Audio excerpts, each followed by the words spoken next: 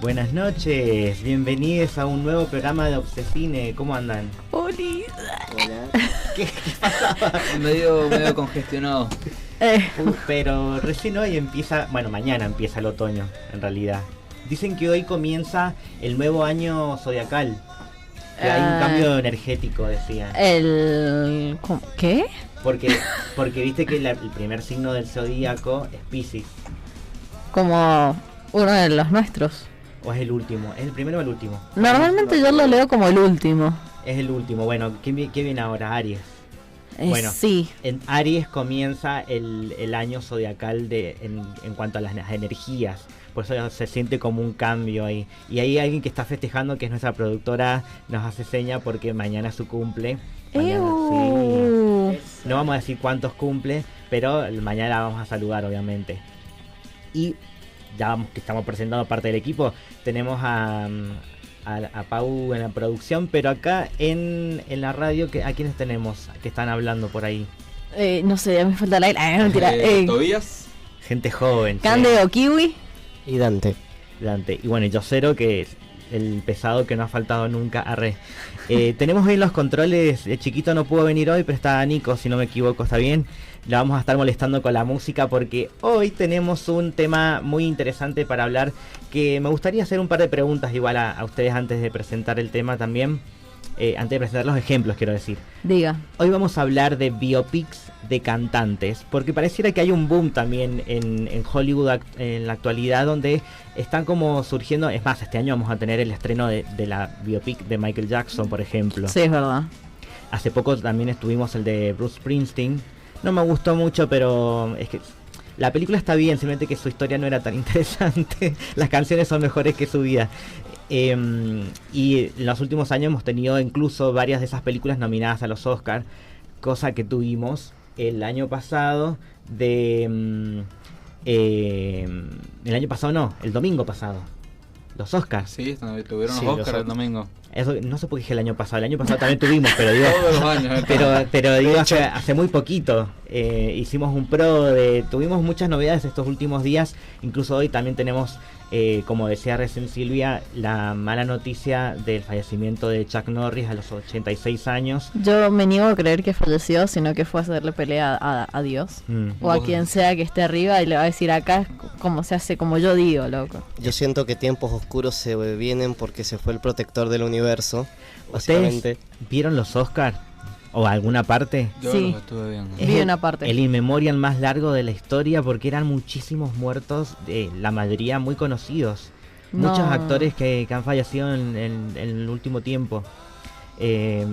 Grandes estrellas como Catherine O'Hara, como Diane Keaton, Robert Duvall, bueno, Robert Redford también, que se le hizo un homenaje. Rob Reiner. Que también se le hizo un homenaje a él y a su esposa, que bueno, con una muerte muy trágica, que los mencionamos el año pasado cuando hablamos de This is Spinal Tap. Sí. Y en Stand By Me también. Bueno, pero no vamos a hablar de eso. Sí vamos a tener joyas de Hollywood, porque hay algo que esto es lo que les quería preguntar. ¿Por qué creen ustedes que las biopics de cantantes están en su peak ahora en Hollywood? Yo creo que funciona un poco por todo el misticismo que nosotros como fans les damos a estas figuras. Yo particularmente no soy tan asiduo a este tipo de películas porque soy bastante hinchapelotas con los datos. Qué raro. Yo soy bastante hinchapelota con los datos, pero de esto voy a hablar más adelante. Igual biopics como Bohemian Rhapsody me encantaron, a pesar de saber que muchas cosas estaban maquilladas o no eran tal cual. Pero no sé, hay cierta magia cuando se hace bien, que es disfrutable. Contrario me pasó de películas que, si bien no es una biografía del cantante en sí, cuando vi esta película de Sofía Coppola, de Priscilla. Claro, que es como contando el punto de vista de la esposa de Elvis. Claro, yo creo que está muy bien dirigida. A mí me encanta Coppola como directora, pero siento que ahí hubo mucha mano de la propia Priscilla en la producción, sí, para recortar muchísimas escenas. Y eso es otro tema, ¿no? Cuando hay una pelea entre la visión del director y la familia o el sí, representado, ¿no? Bueno, yo creo que de todas formas, al principio de estas películas siempre te ponen la aclaración de basadas, entre comillas, en hechos reales, porque además es muy difícil plasmarlo literal a cómo pasó. Claro, aparte Exacto. la mayoría de gente que las ve dice basada y se cree que está al pie de la letra. Sí, además hay ciertas dramatizaciones que no fueron tan así porque se le agrega para que la película tenga un poco más de juguito. picante, sí. Claro. Por eso también a mí me gusta, vamos a ver ejemplos, tenemos las secciones de siempre hoy, pero vamos a ver que hay películas que se vuelven más interesantes porque si bien están contando algo que tal vez no fue tan así, pero te lo cuentan de una forma que es muy cinematográfica, que lo hace un poco más decorativo. Por eso yo difiero con Bohemian Rhapsody, porque esa película, a mí me encanta Queen. Yo gracias a Freddie Mercury pude salir del closet, me ayudó muchísimo a descubrir de mí mismo y sentí que la película se quedó muy corta a pesar de que es muy larga y en especial la última escena. Porque honestamente si ustedes investigan y saben quiénes están detrás de la producción, en realidad no debería llamarse Bohemian Rhapsody, se llama Queen versus su enemigo Freddie Mercury, porque está en la producción Brian May, que se ve que no quedó con buenos recuerdos y se desquitó, ya que Freddie no está entre nosotros, así que no podía dar su punto de vista. Y es bastante contradictorio. Además, porque si vos ves todas las entrevistas de May y Roger Taylor, nada que ver con lo que te muestran en la película. Yo lo disfruté más que nada en términos de cinematográficos, puramente cinematográficos. Pero a pesar de eso, igual creo que ganaron el Oscar a Mejor Montaje, pero tuvieron muchos problemas de producción también, sí. Porque el director que tenía antes, que lo sacaron, tenía evidentemente problemas personales con Rami Malek, que interpretó a Freddie Mercury. Debe haber un problema de egos también ahí. Pero no sé, para mí yo todavía tengo ganas de que hagan una verdadera biopic de Freddie Mercury, no solo de Queen. Es más probable que hagan una serie a otra también película. Puede ser. Bueno, también en series hay un montón ahora de biopics de cantantes. En Argentina principalmente creo que ha sido más rentable. El año pasado tuvimos El amor después del amor de Fito Páez, por ejemplo. Y hay gente que está esperando así como una especie de spin-off, la biopic de Charly García, sí, con Andy Chango, que lo hizo bastante bien. La de Spinetta podría estar bueno también. Y mucho también se habló y se pidió la de Cerati, pero yo le digo, como fan, le digo a todo el resto de fans, no cuente con eso. La familia no lo va a permitir. No van a querer. Depende, igual puede ser documental tal vez, pero sí, ya no es lo mismo. Obviamente, pero de película o serie no esperen que haya. Estábamos escuchando recién, ahora tenemos de cortina, La Bamba, una canción que le dio nombre a una película en el 87, basada en la vida de Richie Valens, que gracias a esa película, esa canción revivió. Creo que la canción, esta versión para la película, estuvo nominada al Oscar porque la interpretan Los Lobos, si no me equivoco, una banda latina, y como que revivió la canción además por el rock de los años 50, 60, y una película que quedó como en la historia de las biopics, cuando en ese entonces no era lo que más se consumía en el cine. Y una que me pidieron que mencione hoy, que no la vamos a desarrollar, pero igual tiene el público muy dividido, que es la película de The Doors del 91 con Val Kilmer haciendo de Jim Morrison. Sí, mira. Bueno, lo recordamos hace un tiempo también a Val Kilmer. ¿Sabéis qué me parece, qué me interesa? Que justamente nos manden mensajes acerca de películas o series biopic que les gustaría a la gente ver sus cantantes favoritos. Me gusta. ¿Y a qué número lo pueden hacer? Al 2615-1275-65. También podrían subir historias en Instagram y etiquetarnos, porque en Instagram nos pueden encontrar como @obsesine. Pero ahora, mientras tanto, tal vez les podemos dar dos opciones para que vayan votando, porque llegó el momento de la división. Y además yo creo que hay una especie de relación entre ambos artistas que vamos a ver que se enfrentan ahora, porque ambos son del Reino Unido. Creo que ambos han sido condecorados por la reina de Inglaterra, ¿no? ¿Solo uno? Bueno, ahí pica, me parece. Y son películas algo recientes, una más que otra. ¿Y cómo vamos a hacer esta división? A través del versus.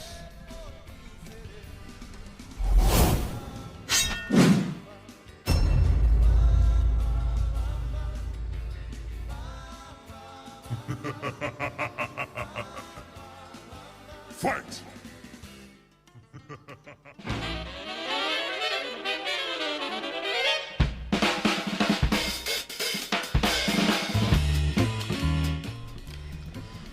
Por un lado tenemos, a ver, vamos a empezar porque quiero que se lo dicen porque hoy vamos a tener tal vez una pelea de pareja. ¿Vos decís? Por un lado vamos creo. a empezar, a ver, vamos a empezar con los pro que tiene cada opción. Vamos a empezar con una y después quiero que se repartan los contras, a ver si tienen algo para dividir. Nos agarremos las piñas acá, dice. Porque yo creo que hay muchas similitudes entre estas dos películas. Vamos a empezar con una que es muy reciente, que es la biopic de Robbie Williams. Exactamente. A mí me toca hoy defender la película de Better Man, que está, bueno, es una biografía musical de Robin Williams, justamente como dijiste. Yo, en lo personal, la película la vi ayer y no les voy a mentir, yo no tenía ganas de ver esta película desde que salió. No tenía ganas, no me daba ganas de ver la película. Le vi el tráiler y dije, qué efectos tan feos. Curiosamente estuvo nominada, ojo, curiosamente estuvo nominada a mejores efectos visuales en los Oscars. Está muy bien hecha los efectos. Bueno, resulta que acontece que vi la película y la verdad que desde los primeros 15 minutos me pareció muy buena, muy entretenida. La verdad que me sorprendió y dije, che, la verdad que la película parece que va a estar buena. Parece que va a estar buena. Y indudablemente estuvo muy buena la película. Se las recomiendo un montón. Bueno, sigue la historia de Robbie Williams. Desde los inicios de su carrera en Take That, que era una banda que hacía canciones, una boy band, muy a los Backstreet Boys. Algo similar a ese estilo, también para la década. Y bueno, hasta que después se va a su carrera como solista. La verdad que la trama es bastante simple, pero ahí también explora su relación con la fama, los excesos, sus conflictos internos, adicciones, y lo hace desde una propuesta muy visual y emocional, alejándose de lo que es una biografía tradicional.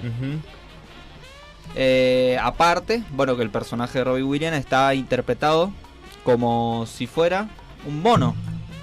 Un mono, así que si vieron una película donde había un mono cantando que parecía el planeta de los simios, no era el planeta de los simios, era un mono que cantaba. Y esta es la biografía de Robbie Williams. Sí, además es interesante por qué decidió poner un mono que... Es muy interesante, de lo cual vamos a hablar enseguida. Bueno, porque me lo estoy guardando para... Es una carta bajo la mano, claro. Me gusta. Me olvidé de mi mazo de cartas, yo también quería hacer el... ¡Cachá! Hay algo que me gustaría sumar así como muy cortito para pasar a la siguiente película. Es que las canciones fueron reversionadas por él mismo como banda de sonido, porque son como las canciones más conocidas de... Yo no soy fanático de Robin Williams, pero prácticamente conocía todas las canciones. Dije, mirá, o sea que un poco lo conozco. Yo no conocía ninguna. ¿Cómo? ¿Qué? No conocía ni ninguna. siquiera Angel. Pero sí te había dicho que no escuchaba. Pero no me gusta, me ni sabía que existía Robbie Williams. Yo pensé que era el actor. No, yo pensé que era un actor. No, bueno, pará, está perdiendo demasiados puntos acá, me parece. Pero es que más allá de puntos, ¿qué es mejor una persona que no conoce al cantante y que haya visto la película y que te la recomiende? Es una buena razón. Es mucho mejor que un fanatismo dudoso. Como a muchas personas que yo conozco que les gusta un cantante y son fanáticos totales que igualmente, aunque hagan algo malo, lo defienden. Está bueno llegar a un nuevo público, simplemente creo que algunas canciones son muy conocidas, de como tenés que conocerlas, pero bueno. Sí, porque han sonado quizás en alguna película. Puede ser que los haya escuchado en la radio. Puede ser que lo haya escuchado en algún lado, en algunas canciones, pero no eran unas canciones, ponele, que dijera Elvis Presley, qué canción la conozco. No sé, yo la he tengo escuchado, ha trascendido generaciones. Es gracioso porque Robbie Williams dice eso de sí mismo. Yo hay una canción en particular que tengo de Robbie Williams que me traumó toda la vida, porque curiosamente la pasaban en MTV y después pasaban Happy Tree Friends. Así que asocien qué canción podría ser. Sí. No, aparte hay que ser realista, porque la mayoría que nos están escuchando creo que no conocen el nombre de Robbie Williams. No es un cantante muy conocido, capaz que para las generaciones ahora sí se lo conocen, pero porque hace música en inglés y la gente antes por ahí de nuestro país ha escuchado otro tipo de música. Es que en su tiempo el mismo cantante lo reconoce y en la película lo dice, y lo ha dicho en entrevistas que lo que voy a hablar enseguida, que es algo de la autosuficiencia. Igual tenemos que mencionar que, como comentó Candy, cierta canción nos traumó la infancia a un montón de personas y creo que eso también es importante mencionarlo. Sí, yo lo conocí gracias a MTV. Creo que tuve demasiado consumo crítico de MTV siendo muy chica. A mí me gustaría que manden un mensaje de vuelta. Vamos a repetir al WhatsApp porque quiero que nos escriban al 1215-1275-65. 1215-1275 y 65. Díganme por favor si conocen al cantante Robbie Williams. Bueno, vamos a ver si las generaciones, y depende de la edad de quien manda el mensaje. Pero para redondear un poco, para pasar a la siguiente película, así vamos tirando para cada esquina. A mí con esta canción, que todavía no dicen el nombre porque la vamos a escuchar un poquito más tarde, completa la versión de la película, a mí me pasó lo contrario con el videoclip. Fue un despertar sexual para mí. Claro. Ok. Qué interesante.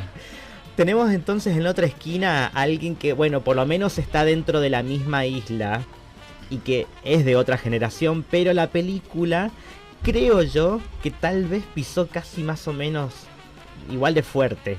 Y definitivamente deben conocer alguna canción de este cantante. Claro.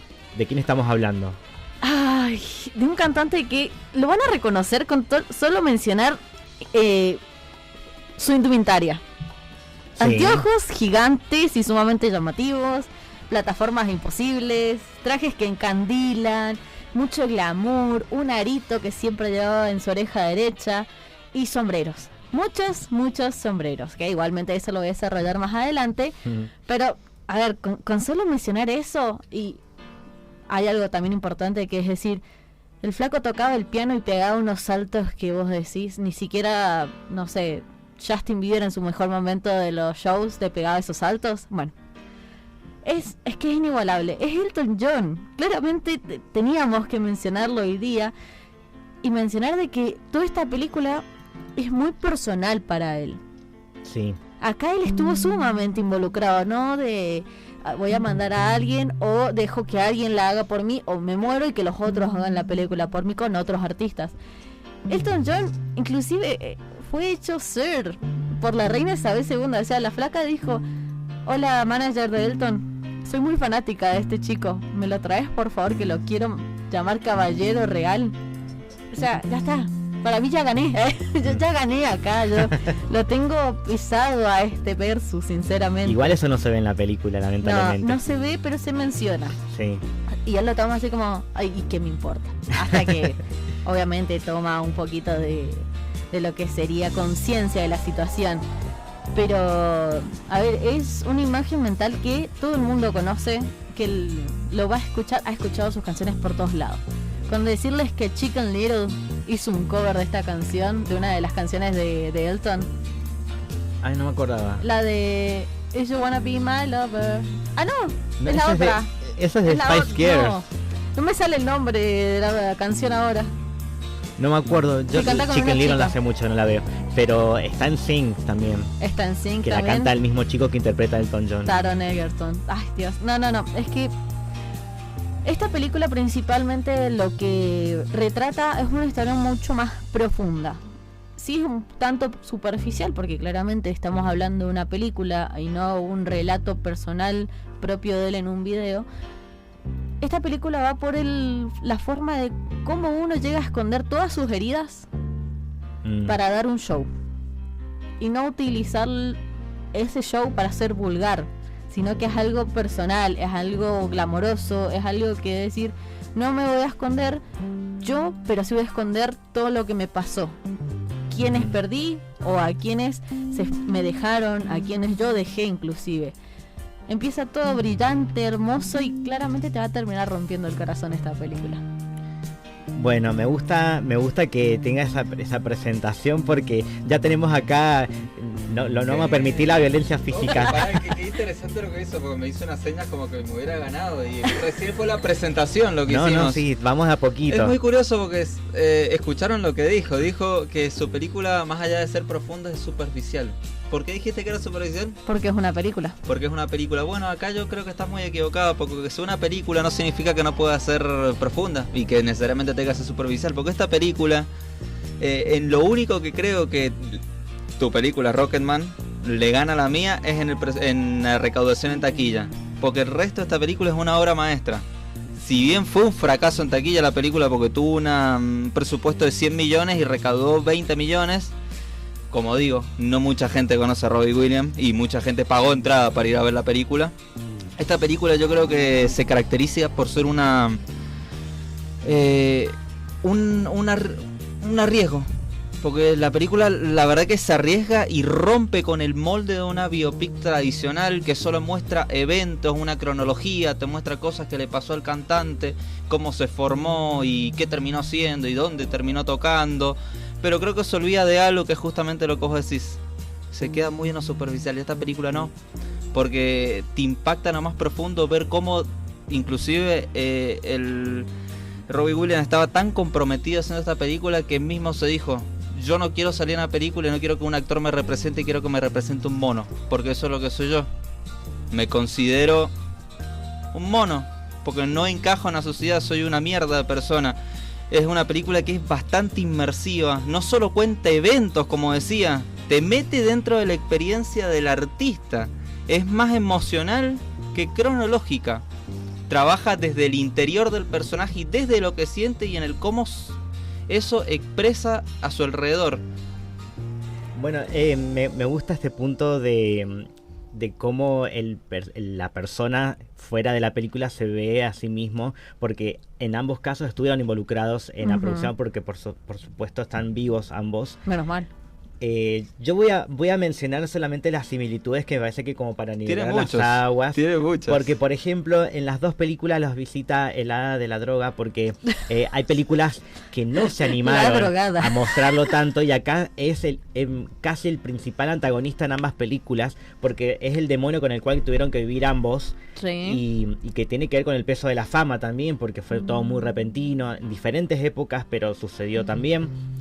Los dos son extravagantes, los dos fueron polémicos por distintas razones, y las canciones también tienen como el cierto peso de musical, donde habían momentos donde esto sabemos que no pasó así, pero la letra tiene que ver un poco con ese momento de su vida, entonces es una forma de integrar y no de ir, como dijo Tobías, de manera cronológica, sino a través de el impacto que tenía esa música en la vida de cada uno. Inclusive lo que me llamó mucho la atención, que yo no lo he visto particularmente en otras biopics, es que esta película, que también tiene una banda sonora muy buena, que no es solo de Robbie Williams, porque también él te muestra las personas que lo llevaron a ser quien es, y justamente uno de los mayores ídolos que él tuvo fue Frank Sinatra.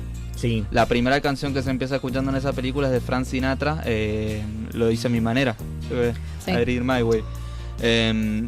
Y la manera en que te meten en el contexto de la película, y justamente termina con esta canción siendo protagonizada por él, es como el camino del personaje, y está muy muy bien marcado y muy emocional encima. Bueno, yo creo que esta película, como digo, rompe el molde tradicional de lo clásico que tiene Rocketman y lo clásico que tienen otras películas, porque siempre es lo mismo. Mira, yo no te voy a negar que Rocketman, yo aproveché y la vi, me dediqué toda una mañana a ver la Rocketman y a Betterman a las dos, porque si bien yo ya conocía a Robin Williams, yo conocí casi todas las canciones que presentaron en la película, le quise dar una oportunidad porque yo la quería ir al cine, pero bueno, no se me dio. Yo no quise ir a verlo. ¿Entienden por qué no se me dio ir a ver la película? Hay que ir al cine solo, si no. Sí, se entiende que sí rompió un poco lo que es la estética de comienzo, traumas, problemas con la fama, fin, éxito total. No, acá en Betterman se muestra el éxito siendo el culpable también de todo, o el detonante de todo lo que hay dentro de uno. Lo que tiene Rocketman acá es que utiliza la temática de empezar a través de un pasillo donde el protagonista ingresa rompiéndolo todo, ingresa violentamente, como adueñándose del lugar, pero ese pasillo no va directamente a su show, va directamente a una sala de terapia. Empieza con la terapia. De terapia grupal tipo como Alcohólicos Anónimos, así. Él está internado dentro de esto. Él salió del show y se fue a internar directamente. Y esto de la terapia, del círculo para contar sus problemas, es una forma de contar toda la película en pocos momentos. donde vos vas a ver que nuestro protagonista empieza todo glamoroso, vestido como un diablo naranja gigante, todo brillante, y a poco, donde vas atravesando pasito por pasito de toda la vida y todos los problemas que marcaron a Elton John, él se va a ir despojando de todo lo que trae. Primero los cuernos, los anteojos, la cabeza, las alas. Cada momento que se presenta la terapia vos lo vas a ver con menos cosas, más débil, más humano, más desnudo ante nosotros, donde vas a decir, sí, estoy reconociendo que hice muy mal las cosas con mi vida, tuve demasiado dinero demasiado pronto y me di todos los lujos que quizás podría haber hecho durante toda la vida y me exploté en un solo momento. Perdí un montón de personas, alejé personas, rompí a personas, y esto te lo cuenta, vas a ver la escena tan fuerte y luego vas a verlo en terapia, desnudándose y contando aquello que pasa, que la parafernalia, lo que él deja, está atrás. Él no es solo eso, sino que es un humano para presentarse como nosotros mismos. Mira, es interesante lo que decís porque todas esas mismas características la tiene Biederman. Y si lo tiene de una manera mucho mejor ejecutada. Porque como vos lo estás explicando, son metáforas. Y esas metáforas están puestas de vista desde afuera de la situación. En cambio, en Biederman lo que innova también es las visuales. Porque pareciera que estuvieras viendo una película, pero a la vez pareciera que estuvieras viendo un videoclip de una canción. Hay unas escenas que me llamaron mucho la atención, que si es por hablar de metáforas, fueron la escena cuando se cae de los pasillos que va a buscar a su pareja. La escena cuando choca con un auto, que antes de mostrarte el choque y el accidente te muestran que cae al mar, como si de la nada del auto se teletransportara al mar y chocara con una pared de agua, y te lo muestran de una manera muy cinematográfica y es una experiencia audiovisual impresionante y no se queda con lo básico de mostrarte al artista desde afuera o eliminar una cosita para decirte, ay, le está pasando esto al artista, pero ¿por qué no lo hacemos más artístico? De hecho, esa escena también está en Rocketman. Es dentro de la casa de Elton John y es cuando está en una fiesta frente a toda su familia, a gente con la que trabaja, gente muy importante con la que trabaja él, y dice, ¿saben qué? Esto es una me voy a matar. Y lo hace, consume una cantidad de pastillas impresionantes y va bebiendo litros y litros de vodka o no sé qué estaba bebiendo.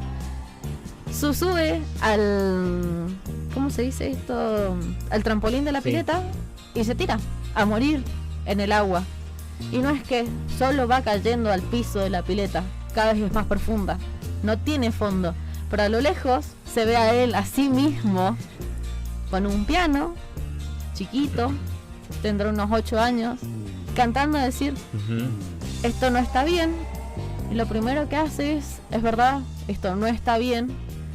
Y en lo que él cae al suelo del agua, de la piscina, ve como las personas que en realidad sí estaban para él, se tiran para rescatarlo.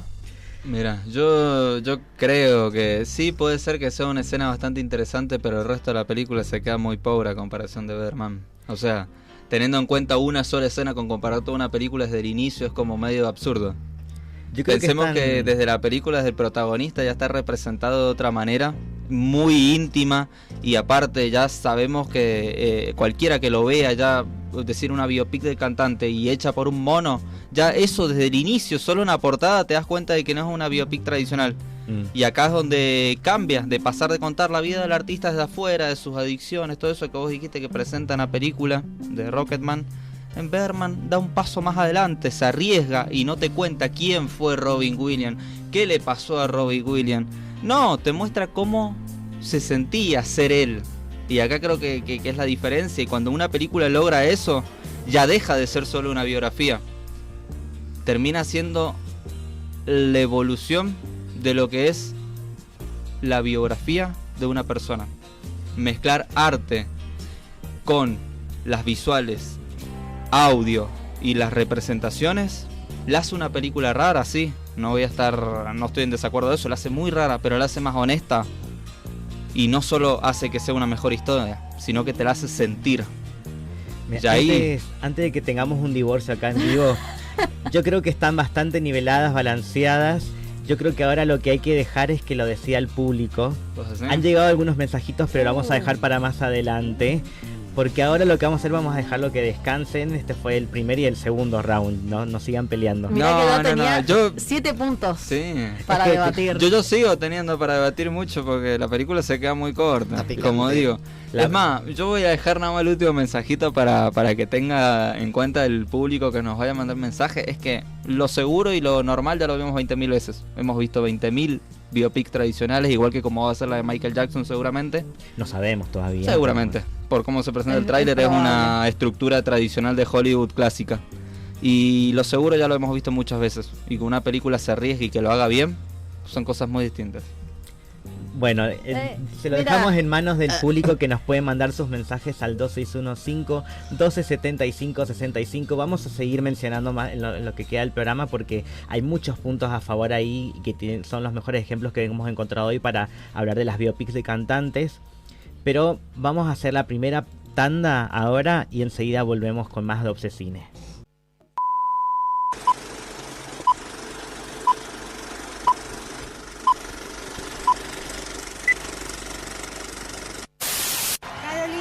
Especialidades 8 de la mañana. Tarjeta. Jessica, pues Demente.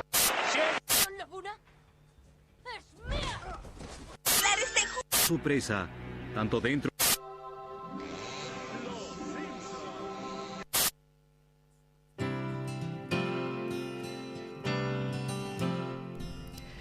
Podemos mencionar muchos ejemplos que se han llevado a la pantalla chica en formato serie de biopics. Incluso han habido en los últimos años algunas que en particular en Netflix tuvieron mucho éxito. ¿Se acuerdan de la serie de Luis Miguel? Que además tuvo mucha sorpresa con el público y había un lore que se mezclaba con la vida real porque la madre de Luis Miguel parecía que la habían encontrado, bueno, y despertó a un público que estaba medio dormido y resurgieron algunos éxitos del cantante, y esto también ayuda un poco también a darle visibilidad siempre y cuando están involucrados en la producción. Pero hay otros ejemplos donde a veces lo que se busca es llegar justamente a un nuevo público con una historia contada con un poco más de desarrollo. Acá en Argentina se están haciendo varias series biopics, no necesariamente de cantantes también, pero la biopic en particular, que a lo mejor volvamos a hablar de biopics en lo que queda del año, pero desde otro punto de vista, no solo de cantantes. Y hay un caso en el cual primero fue llevado al cine y después vino como serie. ¿Y de qué caso estamos hablando? El caso de Selena Quintanilla. Selena Quintanilla, la serie, ajá. Selena Gómez está embarazada. Antes de pasar a esta sección, me gustaría decirles que la canción, para los desentendidos como yo, la canción que sonó recién es de Robbie Williams, justamente. Bueno, hay mensajes que dicen acá, mira, tengo uno que dice: yo conozco a Robbie Williams y lo conocí en mi adolescencia, actualmente tengo 33, casi 34. Tiene que ver un poco con las generaciones igual también. Pero bueno, ahora alguien de tu generación conoce a Robbie Williams, tal vez cuando fueron al cine dijeron, mira, ahora lo conozco. Sí, justamente. No sabía que había monos cantantes. Así pero que nada, les recomiendo ver esa película, está en Prime Video, que hablamos recién. No, es una excelente manera de conocer al cantante, la mejor creo. Me parece bien. Así que bueno, para esta sección de Stream Zapping les traigo una serie que había hace bastante. Salió durante la pandemia en el año 2020. Es de una cantante que seguramente conoce la mayoría del mundo. Creo que todos habrán escuchado una canción de Selena Quintanilla. Y bueno, está protagonizada por Kristen Serratos. No es un hombre, es una mujer. Es una mujer y estuvo en The Walking Dead, que hizo de Rosita. Se han visto The Walking Dead. Es una actriz muy, muy copada. Bueno, ella encarna a Selena Quintanilla en esta serie de Netflix, que sigue estando disponible ahí, que tiene muy poquitos capítulos y te cuenta también de manera cronológica la vida y carrera de la cantante. Acá, si te gustan las historias reales de artistas, tenés que ver esta serie, y más si te gusta todavía Selena, porque es obligatoria. La serie acá cuenta la vida de ella. Es una de las figuras más importantes de la música latina, sin discusión, desde sus comienzos hasta convertirse en un fenómeno internacional que inspiró a un montón de cantantes y a una nueva oleada de música en Latinoamérica. Pero lo interesante acá en esta serie no arranca con la fama, porque arranca la serie desde abajo. Desde que ella era una niña, una adolescente, desde los ensayos, desde los viajes, desde los problemas económicos y desde su propia familia, que apostó todo por un sueño. Para poner un poco en contexto, la familia de Selena era una familia muy de clase baja y tenían muchísimos problemas económicos, pero ellos tenían una meta, un compromiso y un sueño y dieron todo para lograrlo, y al final lo terminaron logrando. No es solo la historia de una estrella, sino que es la historia de un proyecto familiar. Y la serie por ahí sí tiene el nombre de Selena, pero también te muestra lo que pasó con el padre, lo que pasa con sus hermanos, lo que pasa con la madre, cómo impacta también de manera cultural, y eso es muy bonito de ver. A lo largo de los episodios, bueno, vemos como el crecimiento del artista y como persona también, enfrentando presiones y decisiones difíciles como en el día a día de cualquier ser humano de nosotros. La serie tiene un tono bastante clásico en estructura, que es lo que comentábamos recién, pero funciona porque pone el foco en el proceso y en el esfuerzo detrás del éxito. Por ahí esta no tiene tanto de adicciones, no tiene tanto es lo que conlleva la fama y lo malo que hay detrás de eso y lo que esconde el éxito, sino que se basa más en el esfuerzo y en el compromiso de lograr y tener un sueño. Acá, bueno, ya muchos deben conocer el final de Selena en la vida real y en la serie, en las películas, pero lo interesante de ella y de la serie es el camino y el recorrido que hay detrás de todo eso, porque acá te muestra cómo se termina construyendo el fenómeno de esta cantante y el impacto cultural que termina teniendo en Estados Unidos, en México y en América Latina, que es lo que comentaba recién. Acá creo que Selena no solo fue una estrella, sino que también fue un símbolo cultural, y esta serie muestra todo lo que tuvo que pasar ella y su familia para llegar a serlo. Tiene 2 temporadas, puede ser. Tiene 2 temporadas de 18 capítulos en total. Los capítulos duran entre 30 y 40 minutos. Entonces yo creo que la habré visto toda de golpe. Ah, por eso pero no lo sentí. Son capítulos cortos igual. Sí, no, son recortitos. Yo no la he podido ver todavía, pero acá me aparece en la lista de personajes que hay momentos en que aparece Whitney Houston y Beyoncé, Verónica Castro. ¿Qué? Personajes secundarios, obviamente. Sí. No, interpretados por alguien más. Aparecen como personajes. Pero sí, además porque no tienen la misma cara que tenían en ese entonces. Yo no recordaba que tenían 2 temporadas la serie, pero sí me acuerdo que era muy completa. O sea, yo me acuerdo que la habré visto en 2-3 noches. Y como les estaba comentando recién, es una serie que te muestra el pasito a pasito y cómo se termina construyendo esa carrera. También, bueno, se ven muy envuelto un montón de protagonistas secundarios que son, bueno, de reconocido talento hoy en día. Además, la diferencia con la película, por ejemplo, es que además de que es menos tiempo, se concentra un poco más en la tragedia de su final, que porque fue asesinada por una fanática, Yolanda Saldívar, que además fue muy conocida. Fue asesinada en 1995, exactamente. Solo tenía 23 años, Selena. Wow. O sea, era una carrera joven. muy corta tuvo, además, por esto mismo. Porque fue el impacto tan grande, y tuvo impacto incluso en Estados Unidos su música, porque hacía música tipo tropical, de cumbia de mexicana. Tex-Mex. Claro, y hay ciertas regiones de Estados Unidos que ella igual hizo música en inglés, pero fue todo muy rápido, fue una carrera muy cortita, pero se hizo muy conocida justamente por la tragedia y por el impacto que tuvo en Latinoamérica también. Claro, aparte cuando murió también impactó muy, pero muy fuertemente a la comunidad mexicana. Y lo bueno de esta serie, en comparación de las películas, por ahí los documentales que hay, es que no se centran a la tragedia de la muerte y del fallecimiento, porque aparte fue algo muy, como decías vos, o sea, muy turbio, una fanática extrema venga y te mate después de un concierto, que encima en YouTube, si lo buscan, que está la última canción subida después de justamente ese concierto, fue cuando la mataron, y tener eso grabado también en material palpable es muy fuerte.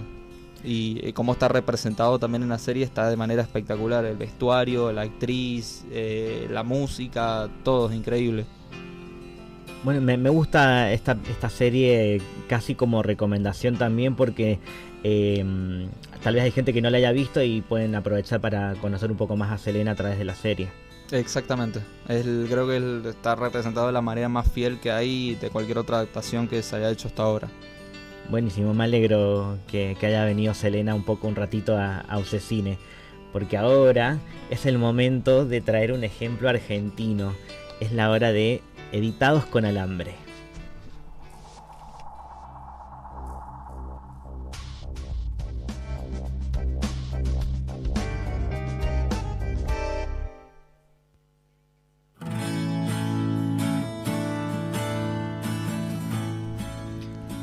no sé cómo iniciar esta columna sin que piensen que voy a defenestrar esta película, porque sabemos que es una película de culto en el cine nacional, muy aclamada, pero no puedo dejar de mencionar que si bien es una buena película, no tiene nada que ver con la vida del homenajeado acá. Que además no era cantante exactamente, era un músico. Era un músico, exactamente. Y estamos hablando de Tango Feroz, y antes de que me maten en comentarios o mensajes, voy a empezar diciendo, ¿quién fue Tanguito? Empecemos por ahí. José Alberto Iglesias fue un músico pionero del rock nacional, entre otras cosas por ayudar a componer junto a Lito Nevia La Balsa, que es una mítica canción de Los Gatos, en los años 60. Fue un personaje muy particular, y el problema, porque como ya hemos mencionado en las columnas anteriores, como dijo Tobías y todo, este tipo de películas acercan a un nuevo público que no conocía la historia del cantante en cuestión. Acá lo que se ha logrado es construir una fábula alrededor de su historia que ha distorsionado un montón la idea de quién fue este personaje.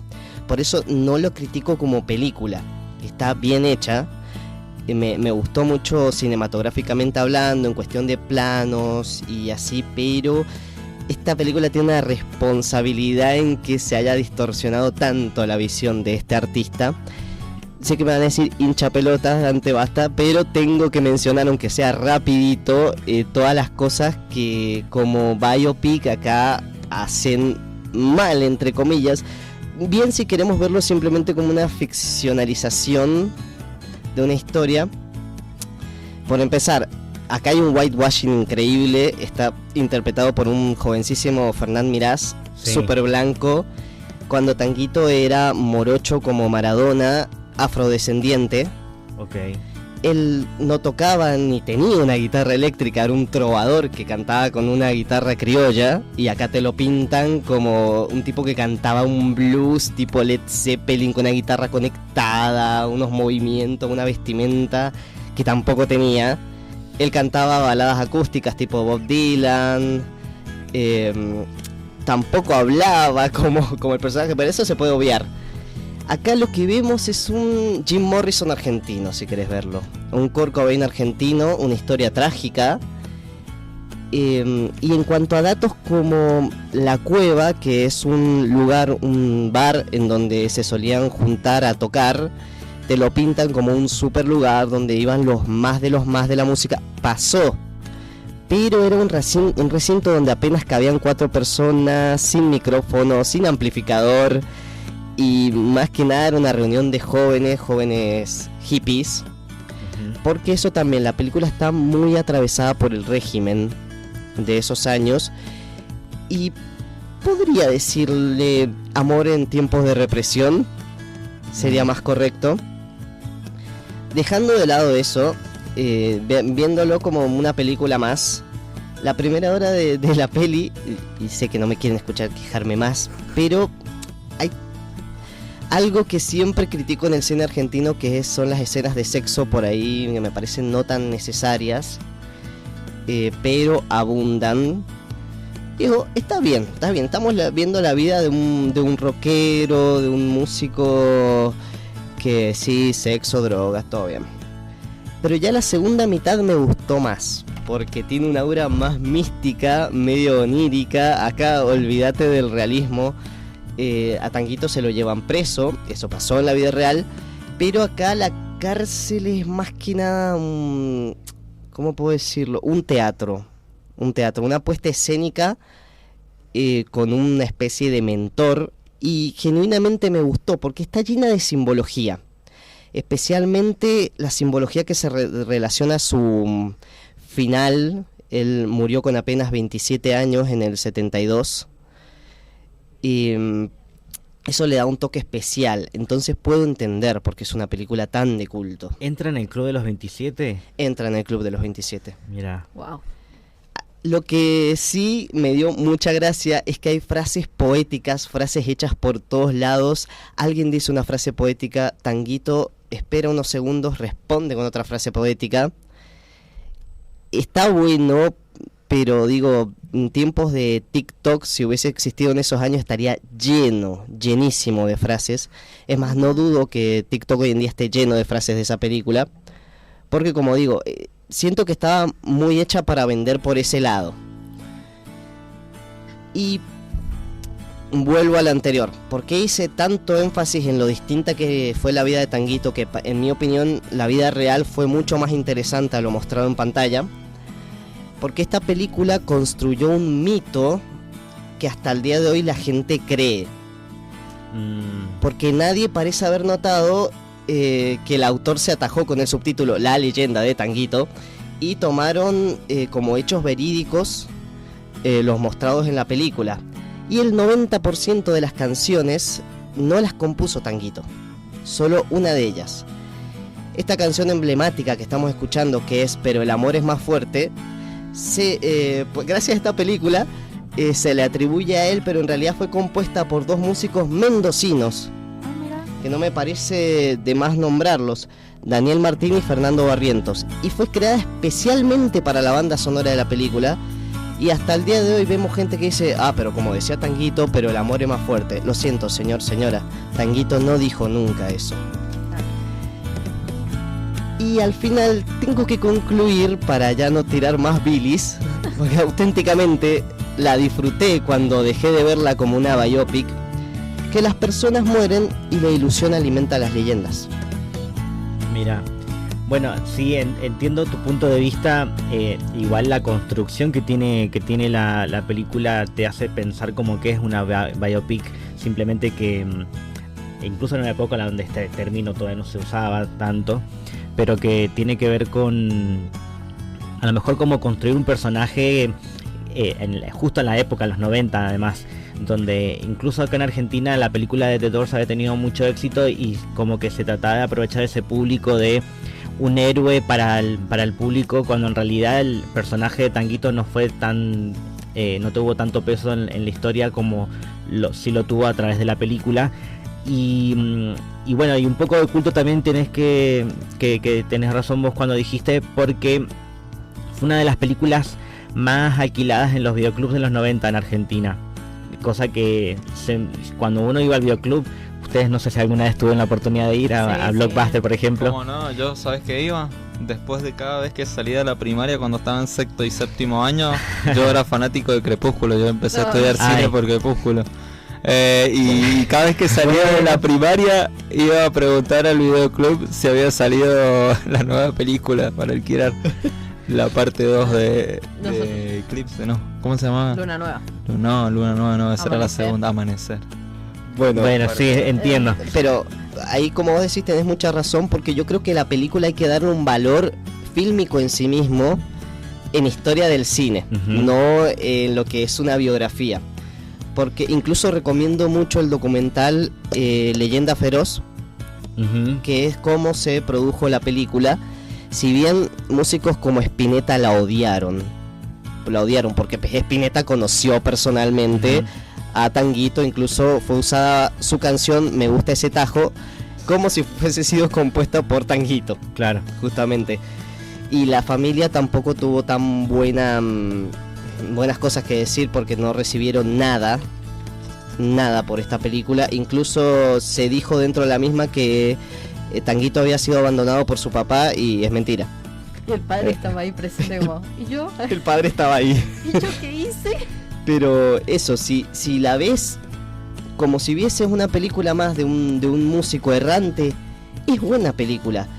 Pero insto a que investiguen más y no hagan el papelón de decir cosas como, como dijo Tanguito, pero el amor es más fuerte. Claro, es que crearon un efecto Mandela. Exactamente. La película misma lo dice, Tango Feroz, la leyenda de Tanguito, es como que crean ahí una cierta mitología de que tal vez no es tan así como sucedió. Sí. Si alguien quiere verla actualmente, la pueden encontrar en la plataforma Flow. Aparecía en Netflix, pero ya la sacaron. Y en YouTube completa. Bueno, ahí la pueden encontrar también ahí. Yo digo Flow porque, bueno, como fue el Lollapalooza, lo tengo por unos días y quería verlo. Pero comentarios está con el ahí. Lola. No, pero digo, aproveché para verlo por Flow y ahí aparece también la película. Hay mucho cine argentino en Flow. Sí.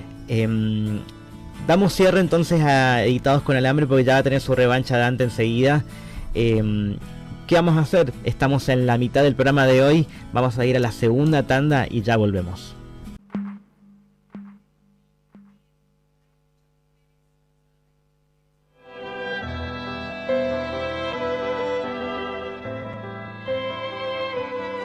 Hola, buenas tardes.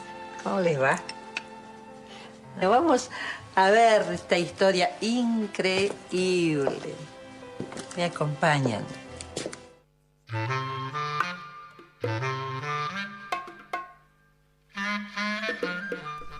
La verdad que es una historia increíble porque hay cosas que no se pueden creer que hayan sucedido.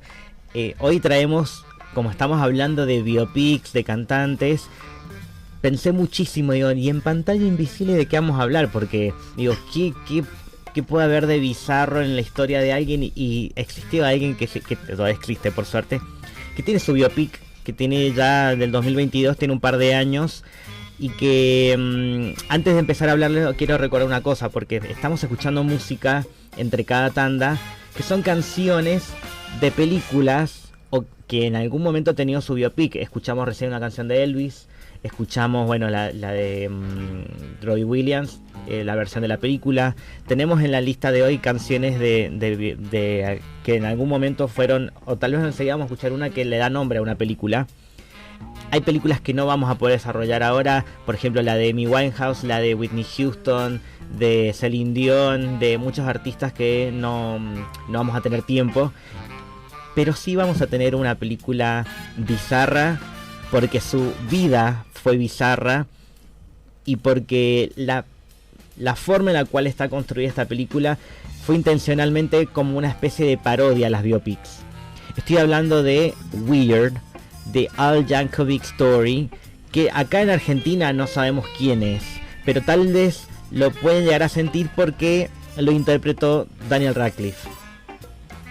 Es la historia de un artista que mezclaba un poco de, ¿cómo se le decía? Como lo que hacía Miguel Abuelo.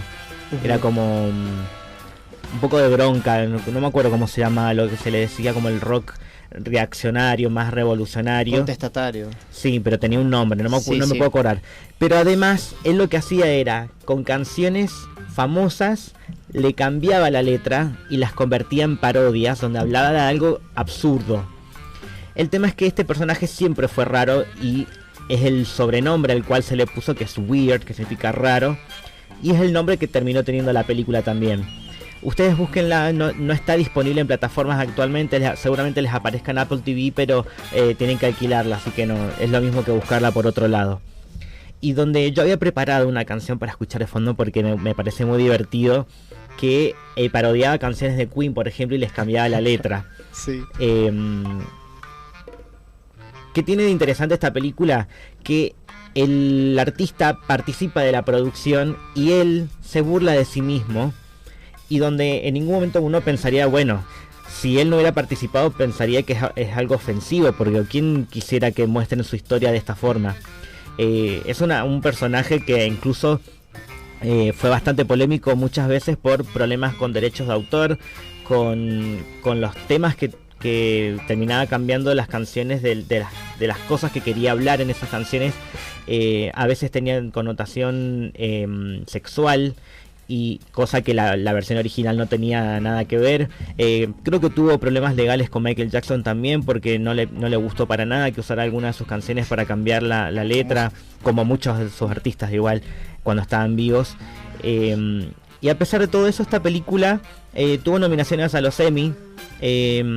Estuvo nominada como mejor guión para película antológica o miniserie, porque no sabían dónde meter en esta categoría. Y la actuación de Daniel Radcliffe también estuvo nominada en los Emmy. No ganaron ninguna, pero un poco de reconocimiento tuvo, porque además fue interesante que Daniel Radcliffe, despegándose de Harry Potter, quisiera meterse en una historia como esta, en la cual tiene que cantar. Nunca me imaginé que Harry Potter estuviera en un tipo de película así.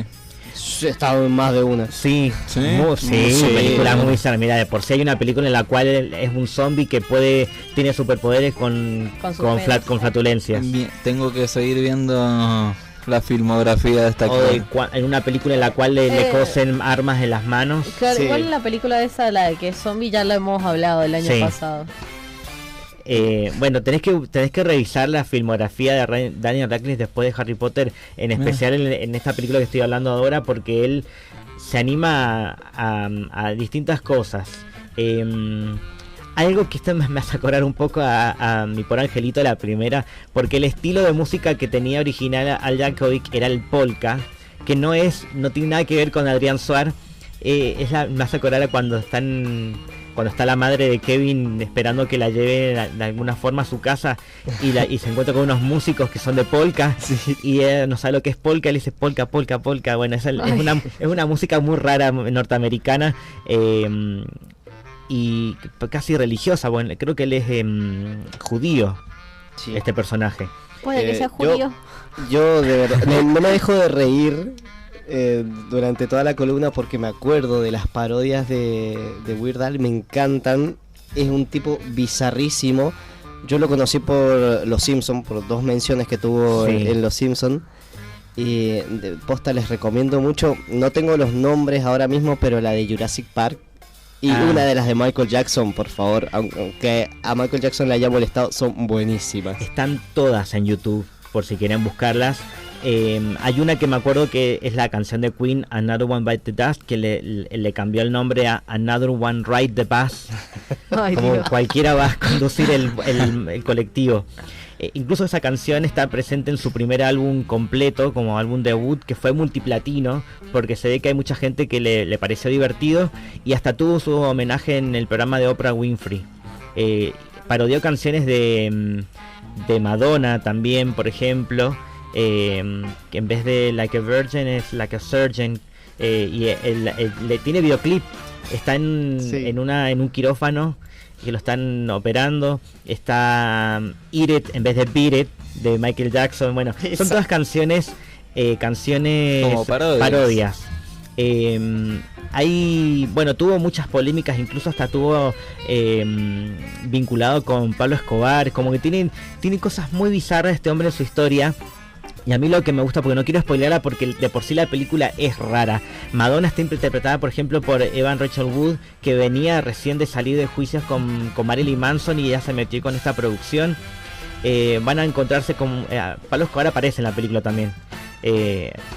Hay como... Bueno, es que es muy difícil de describirla, Hay pero... un poco de todo. Pero lo que tiene bizarro es la historia más que la película en sí, porque está muy bien hecha, está bien actuada. Simplemente que van a suceder cosas muy absurdas que sucedieron en la vida real, porque bueno, Estados Unidos también es un país muy raro, y es muy del under también. Entonces como que el personaje por sí, si ustedes lo ven en la vida real, tiene una cara muy rara, como los ojos muy saltones, y le hicieron mucha justicia con que pongan a Daniel Radcliffe, que está más cerca de la hegemonía que otra cosa. Pero él se copó mucho con el personaje, y me parece muy divertido que exista esta película. No quiero decir más nada porque, bueno, no es fácil de conseguir en internet, hay que buscarla por ahí. Yo la vi, no me acuerdo en qué plataforma, y estuvo muy poquito tiempo, pero ahora hay que buscarla por los rincones. Les dejo con esa recomendación de paso, porque Pantalla Invisible suele ser el territorio de Dante, y hoy me apropié por más que él ya haya visto la película. ¿Qué vamos a hacer ahora? Que ahora estoy haciendo mucho esta pregunta. Vamos a revivirnos un poco, porque si hablamos un poco de cine bizarro, vamos a ir para la otra punta, que es Hollywood con Hollywood Sí.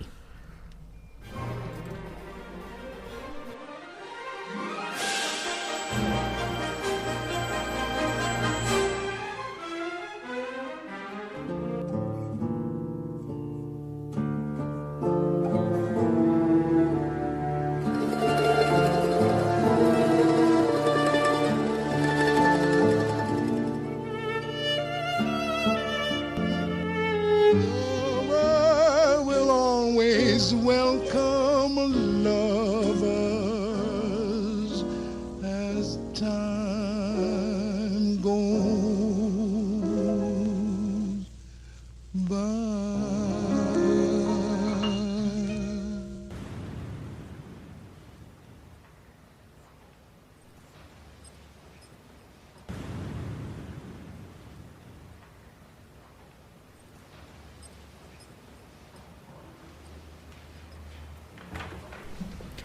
En esta sección podríamos hablar de alguna película de las varias que hay basadas en la historia de Bob Dylan, por ejemplo, o de Johnny Cash, que estuvo nominada al Oscar, incluso ganó. Joaquin Phoenix y Reese Witherspoon ganaron Oscar por interpretar los protagonistas de esa película. Tuvimos varias películas, bueno, Elvis también tuvo nominaciones, la película de James Brown interpretada por Chadwick Boseman también, como que podríamos recorrer varios nombres. Yo hice trampa hoy otra vez, porque echa la ley, echa la trampa, pero hay una razón, porque esta película que voy a mencionar también tuvo nominaciones al Oscar, simplemente que es de origen francés. Si están escuchando de fondo, seguramente lo asocian con no sé, con el mundo de la cocina, porque a veces uno lo asocia con esa. En Madagascar lo usaron. Además, hay muchos cocineros que les gusta escuchar Edith Piaf, no sé por qué, pero bueno, hay algo ahí. Y esta mujer que interpretó a Edith Piaf, que es Marion Cotillard, ella ya había trabajado en Hollywood, ella es francesa, pero acá se arriesgó con una coproducción entre Francia y Estados Unidos y varios otros países, incluido Canadá, con una película que en este momento no está disponible en ninguna plataforma, pero que para estudiantes de cine yo les diría que la busquen, porque es una película que está excelentemente dirigida. Y que yo, por ejemplo, me acuerdo cuando estaba estudiando en la escuela de cine, que me hicieron ver una escena en la cual flasheé muchísimo, porque creo que tiene uno de los mejores planos secuencia de la historia del cine en un momento, y que juega un poco con esto que estábamos hablando más temprano de no hace falta hacer todo literal a cómo sucedió, y meterle un poco de fantasía de lo que es el mundo de la estructura de la narrativa musical, donde existen elipsis temporales y donde justamente un personaje que fue súper importante para la música, principalmente en Francia. Acá también aparece el fantasma de las drogas, como excesos también para lo que tenía que ver con la presión de la fama, con una historia muy triste de cómo surgió la vida de Edith Piaf, de su origen, de todo lo que tuvo que atravesar. Y yo reconozco que puse esta película como ejemplo, como capricho, porque por mucho tiempo estuve obsesionado con Edith Piaf, y esta película, haberla visto conociendo sus canciones, porque es muy raro, su música tiene casi 100 años ya, tiene más de 80. Tenemos, por ejemplo, hay una canción que es un cover de una canción argentina, que es La Foule, que si no me equivoco la versión original es Que nadie sepa mi sufrir. Y ella tenía incluso una fascinación por Buenos Aires. Tuvo historias de amor con Frank Sinatra, con un montón de artistas. Sufría de adicción a la heroína, a la morfina. Como que pasó por muchas etapas donde su vida tenía que tener un homenaje, donde para mí no tiene ningún error técnico, y además está interpretado por una actriz que estuvo nominada al Oscar como mejor actriz.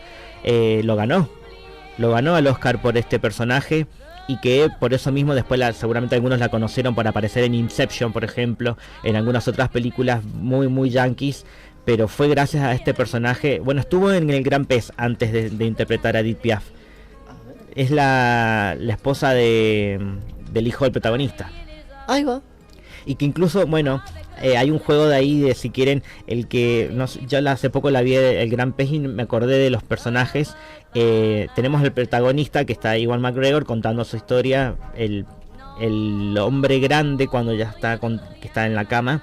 Tiene a su hijo, ese actor que no me acuerdo el nombre, aparece en la serie de Morning Show con Reese Witherspoon, con Jennifer Aniston. Bueno, aparece él y tiene un amorío con el personaje de Marion Cotillard, donde en esta película habían sido matrimonio.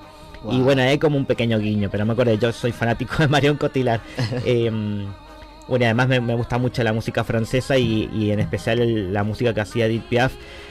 Pero hay alguien que me supera en fanatismo, que es Lady Gaga, porque ella se compró en una subasta las uñas de Edith Piaf. Tiene incluso muchos trajes que fueron subastados de ella. Su música, creo que la mayoría de sus canciones ya son de patrimonio ¿cómo se dice? De patrimonio público. Patrimonio de dominio público. De dominio público, porque ella falleció hace bastante. Ahí me fijo porque... O Patrimonio de la Humanidad, querrás decir. Puede ser, en el 63 falleció. Esta película recorre su vida desde muchos puntos, incluso en los últimos, las últimas secuencias se nota que a pesar de que dura 2 horas y 20 tuvieron que eliminar muchas escenas porque le pasaron muchas cosas a esta mujer y fue bastante complejo, pero está bastante bien elipseado esos momentos porque los más importantes aparecen. Bueno, el nombre original de la película en Francia se conoció como La Mom, porque era el sobrenombre que le ha dado el público a ella, La Mom Piaf. Y el resto en el mundo la conocimos la película como La Vie en Rose, que no había dicho el nombre, que es la canción un poco más conocida, que incluso esa canción en distintas versiones aparecen en muchas películas, incluso en Wall-E. Está la versión de Sinatra, sí, que está en inglés. Hasta en Madagascar. Bueno, también que decía Cande. Así que no pueden decir que no conocen a Edith Piaf. Tal vez la conozcan más que a Robbie Williams. Alguna vez en su vida la han escuchado. Estoy seguro. Este es mi pequeño homenaje a Edith Piaf, como medio capricho, pero porque tuve que engancharlo con Hollywood Sí, porque además esta película, si bien no ganó, está nominada como mejor película también. En esa época yo me acuerdo que fue cuando empecé a ver los Oscars en el 2007. Se mencionó muchísimo y en Hollywood fue también como una novedad por traer la historia de alguien que, si bien tenía una especie de relación con el Hollywood viejo, tiene un poco más de relevancia en Francia, y también el cine francés como que empezó también a tener un poco más de relación con Hollywood, con algunas coproducciones, y directamente parte de la gente que trabajó empezó también a tener relación con Hollywood. Hay una participación especial de Gerard Depardieu en esta película. Bueno, no hablo más, los estoy aburriendo, porque hay gente que no escucha jazz, menos en francés, pero esta película definitivamente tienen que verla, incluso con el trabajo de montaje para estudiantes de cine, es una tarea en casa que les dejo. Igual a mí me parece re interesante que vayamos mezclando géneros musicales, sí, y que vayamos pasando por distintas culturas, me parece increíble.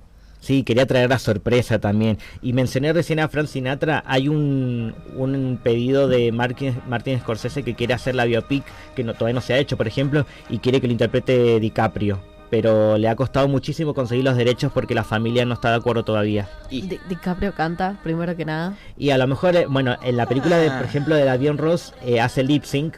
Claro, y pone las canciones originales. The Greatest Showman, cuando canta la cantante esta que es famosa dentro del mundo ahí. Es verdad, hicieron un lip sync. Claro, también. hicieron un lip sync, canta otra cantante y lo hace increíble. Sí, Rami Malek también hizo lip sync. Es un método que personalmente no lo comparto, pero... Es que son voces muy particulares, ¿viste? Como no, obviamente, pero siento que quizás se podría mejorar un poquito más.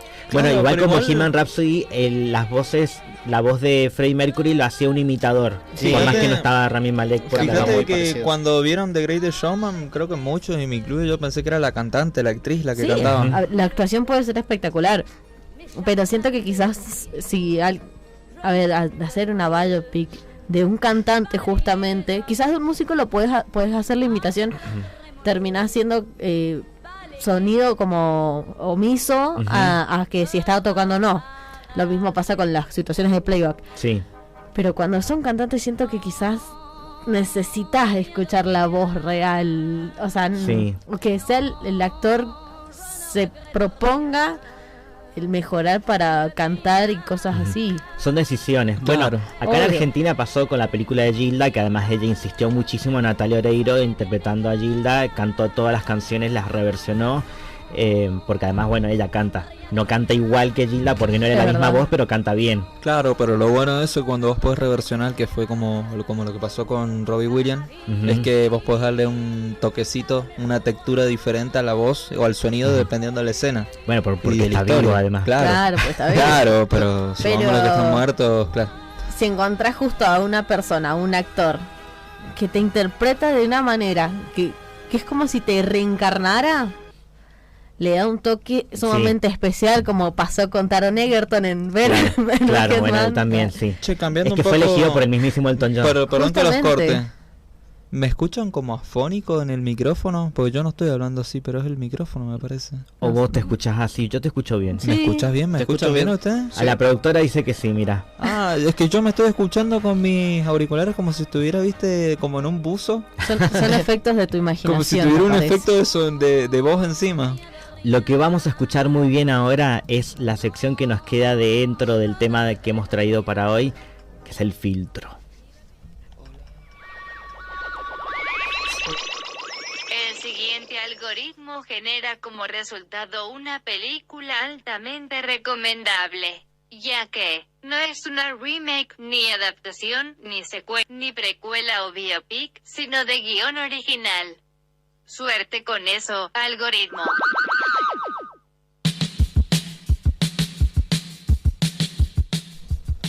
Voy a dar un volantazo acá. Paso de estar un poco combativo a muy feliz. Me de que alegro. me haya tocado esta película porque amo esta banda. Y la película en cuestión es Control del año 2007, que narra la vida de Ian Curtis, el cantante de Joy Division, que lamentablemente lo tuvimos muy poco tiempo acá en la Tierra. Y me parece interesante mencionar que fue dirigida por un fotógrafo, Anton Corbijn, que fue fotógrafo de bandas, fotografió a Joy Division, pero también a U2, Depeche Mode, toda esa onda y esa estética se ve en la película. Claro, hay como una relación con el rock. Exactamente, y este fue su debut como director de largometrajes. Acá hay muchas cosas interesantes a mencionar y que lo diferencian de muchas biopics, porque esta no es en sí una película sobre la carrera de Ian, es sobre el descenso. Algo que se descompone, podríamos decir. Si bien Corbijn conoció fugazmente a Curtis, y esto lo voy a retomar más adelante, la película no está plagada de sexo, drogas, rock and roll, como la gran mayoría de las que hemos mencionado. Es un relato íntimo y mucho más doloroso, es más contemplativo. Vemos un matrimonio precoz, vemos drogas, pero son pastillas para controlar la epilepsia que el propio Ian sufría.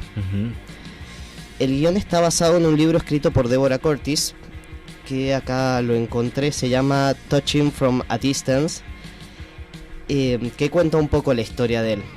Era su esposa, por lo que sí se siente personal, pero ella misma dice que quizá no lo conoció realmente. Así que podemos decir nosotros como espectadores, como oyentes, que sabemos que es verdad y que es mentira en lo que vimos.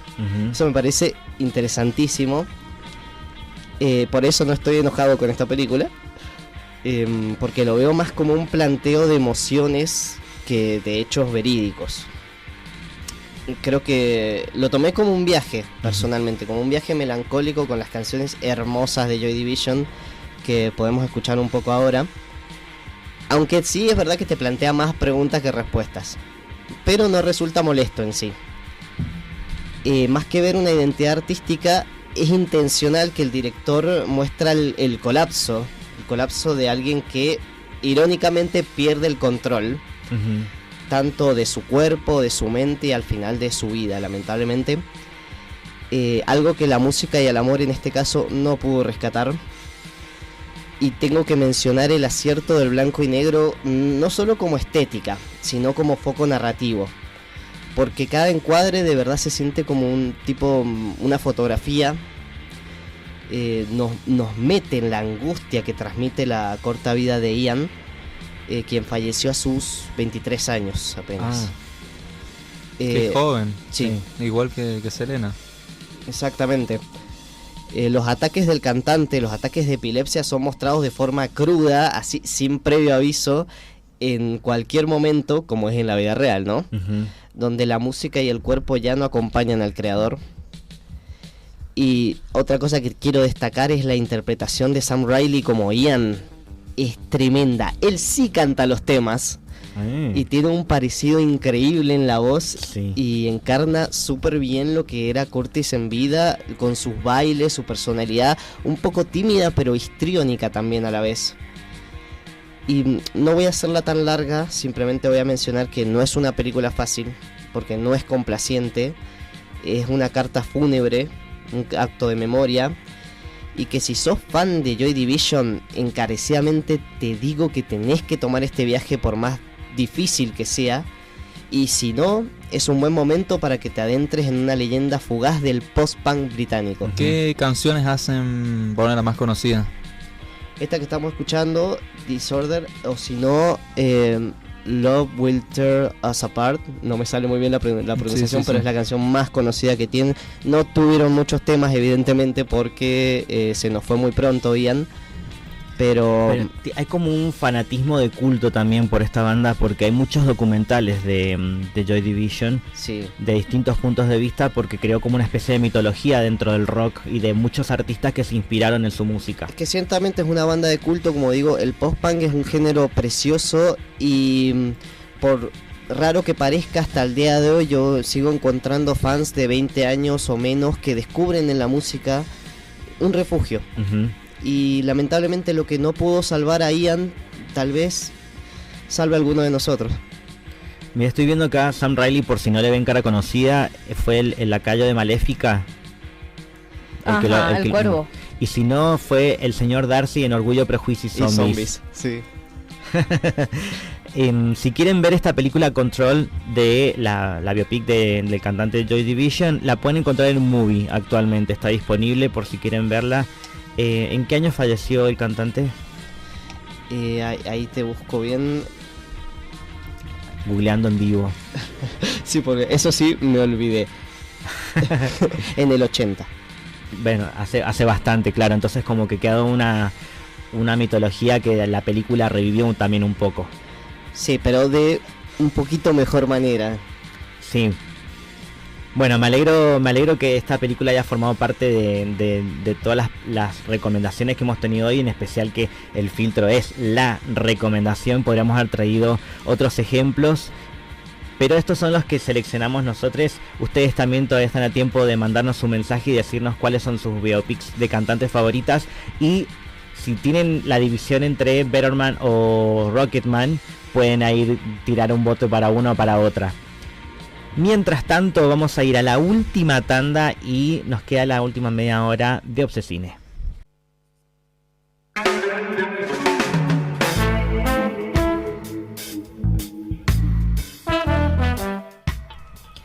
Llegó la hora de despegarnos un poco del tema del día, que fue biopics de cantantes, aún va un poquito en realidad. No vamos a hablar de películas específicas tal vez, pero sí hay como un análisis, porque hoy tenemos una nueva cápsula que está a cargo hoy de Kiwi. De mí, siento que quizás es un aspecto un poco más profesional, más seria la cápsula, comparado a todas las otras categorías que tenemos, sin quitarle obviamente su propósito.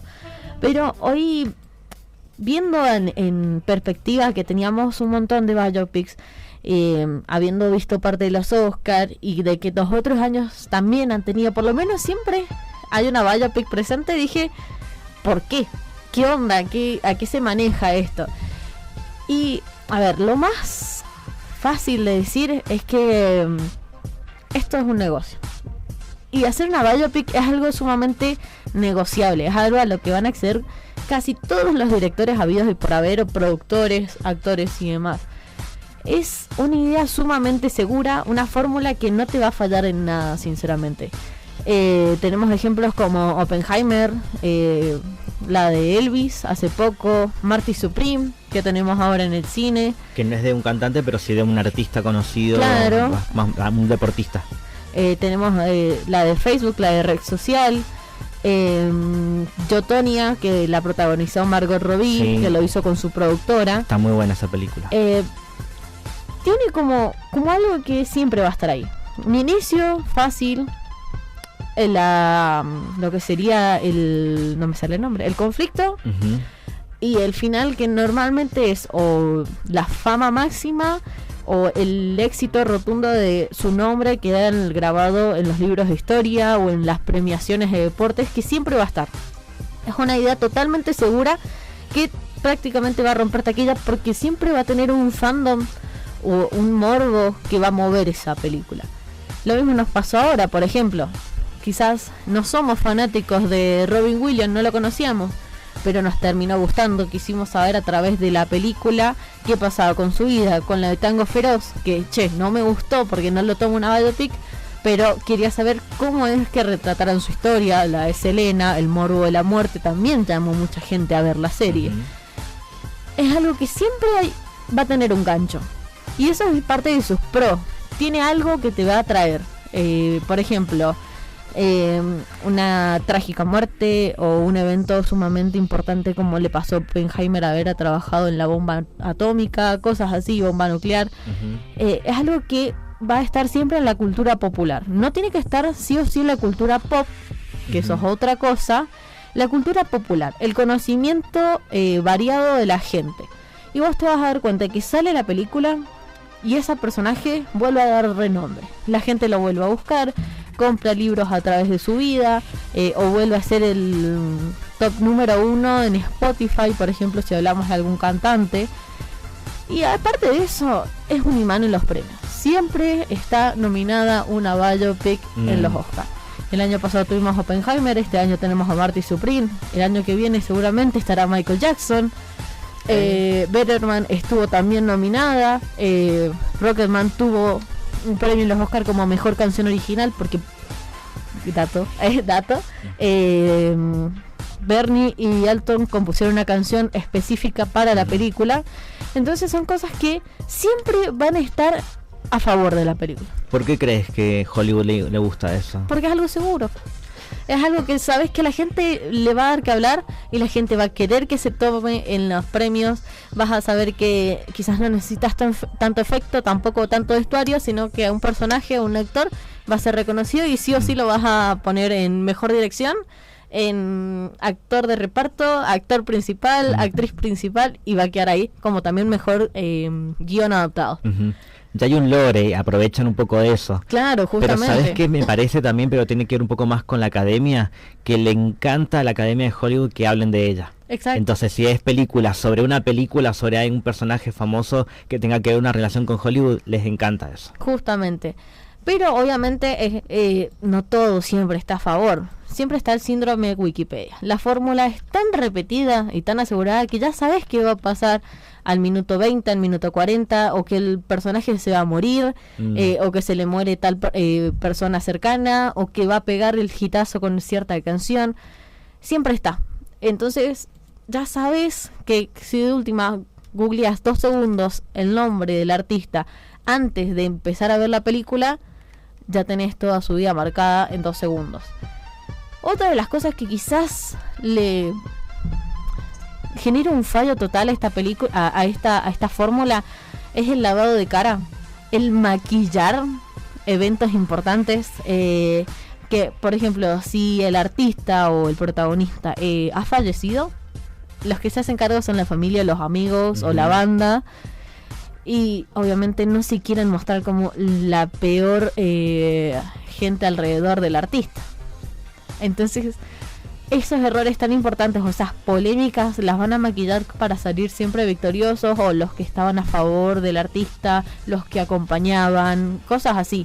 Que por ejemplo mencionaba Dante con Tango Feroz, hay un montón de cosas que no pasaron así.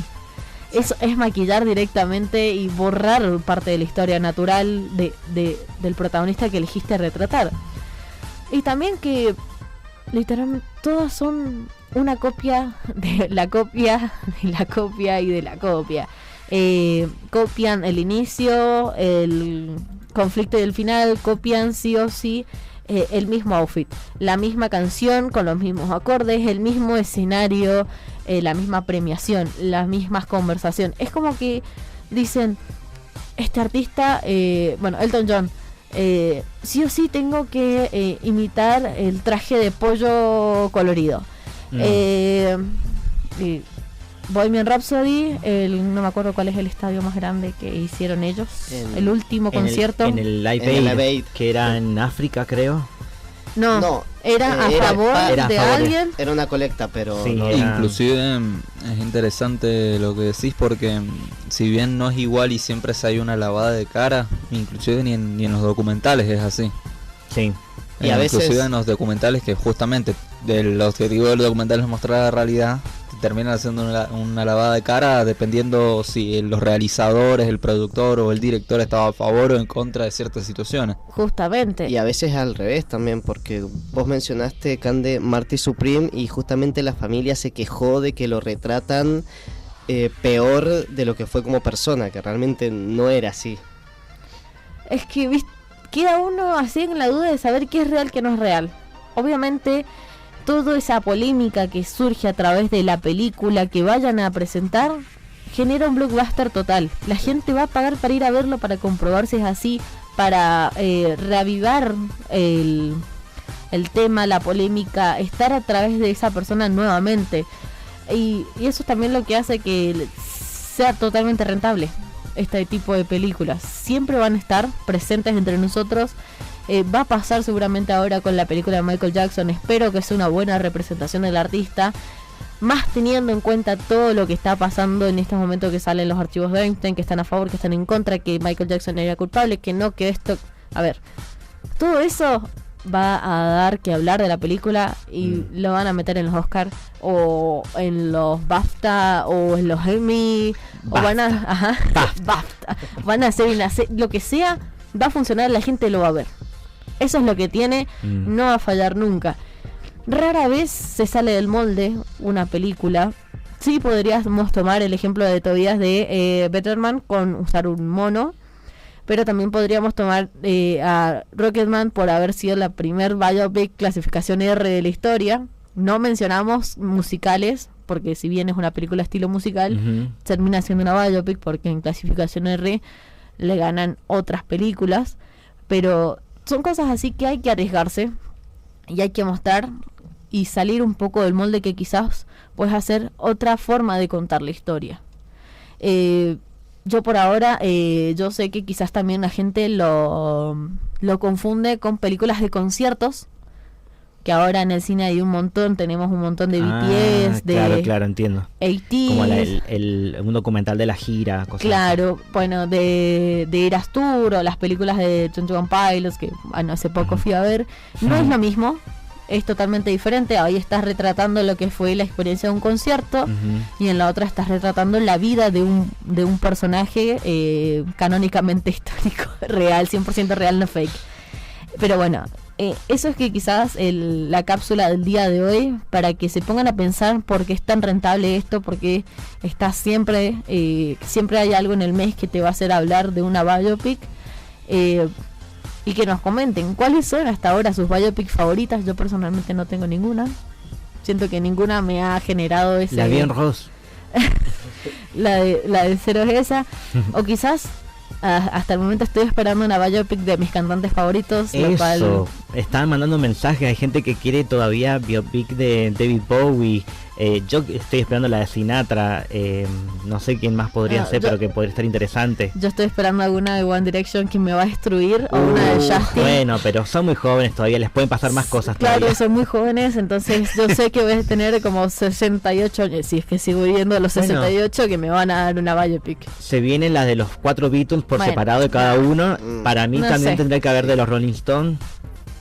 Podría haber. Disfrutaría ver algo más de los Rolling Stones, que de Beatles. Los Beatles me han secado la cabeza. Sí, hay demasiadas películas, sobre todo de John Lennon. Artistas que están extremadamente sobrevalorados. La mayoría de las biopic ahí son de cantantes que ya han fallecido también. Justamente. Y, bueno, el morbo. No, toquemos madera. Cuando hagan la biopic de Taylor Swift, esperemos que sea cuando esté viva todavía. Sí. Dentro de mucho tiempo igual. Si no, va a estar a cargo de... La va a dirigir ella. Kanye West. No creo. ¿Sí? No sé. Puede ser. Pero contarle que no haya nada de Kanye West, estamos bien. No, de verdad. me gustó este análisis que como a modo de cierre de las biopics.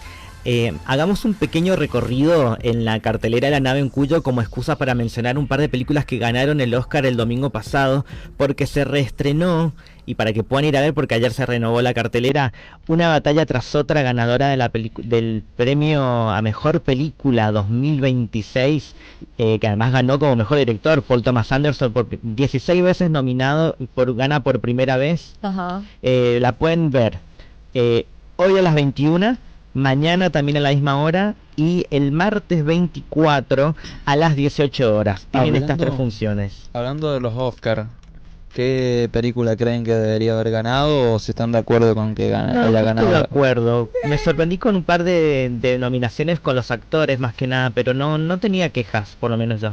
Mira, yo estaba feliz con que no le dieran el Oscar a Timothée Chalamet, Same. pero quizás Michael B. Jordan Sí, no era para un yo Oscar. creo que lo que quisieron hacer fue como suele hacer Hollywood cada tanto con alguna categoría, que es como una manifestación política por los hechos que están sucediendo en Estados Unidos. No Tal sé vez si era eso yo de... creo que tener que haber aprovechado con el actor de Brasil, Sí. el agente secreto tal Puede vez. ser. El Wagner Moura. No estoy descontento que haya ganado Michael B. Jordan, pero sí puede ser tenido que no mejores haya sido actuaciones la en otras actuación películas, como sí. estelar. Igual la Exacto. película me parece increíble, me gusta mucho más cine a mí que Una batalla tras otra, pero Mm. igual Una batalla tras otra reconozco que haya ganado el Oscar porque tiene una fórmula de película que hace 20 años o 18 años más o menos que no se hacía. Es que sabes que En Hollywood. Sinners no es tan Hollywood de academia de los Oscars, porque tiene un poco de terror, Sí. cosa que el Hollywood no suelen premiar mucho, pero me sorprendió por ejemplo con la actriz de Weapons que haya ganado mejor actriz de Claro, reparto. Sí, me lo que sí me encantó. gustó de Sinner por ahí que mezcla la cultura, historia y tiene unas Sí. metáforas bastante interesantes y es muy artística la película, que eso creo que también le da un pro muy bueno. Bueno, a mí me pareció emocionante cuando hicieron la presentación de la parte musical en el escenario de los Oscars, cuando los artistas incluso cantando en vivo. Que el actor que interpreta ese personaje cantó en vivo Sí. cantando Vale. toda esta canción. The Highlight to You creo que se llama la canción, es muy Eh, buena. Yo estaba aún en Tomorrowland cuando dieron la mejor película de animación que ganó Sí. K-Pop Demon Hunters. ¿Por qué estabas en Tunuyán? Porque me fui a visitar a mi gente de la UCO Geek, mis íntimos, porque ahora Mm. somos íntimos amigos después de este evento. Y justo estábamos sentados tomando mates, haciendo el karaoke. Y estaba con nosotros Juan Balvin, el actor de voz de Gino, y estaba sentado ahí con nosotros compartiendo. Estábamos en un bochinche que ya era una fiesta en vez de un evento anime eso. ¿Es algo de J Balvin? No. No.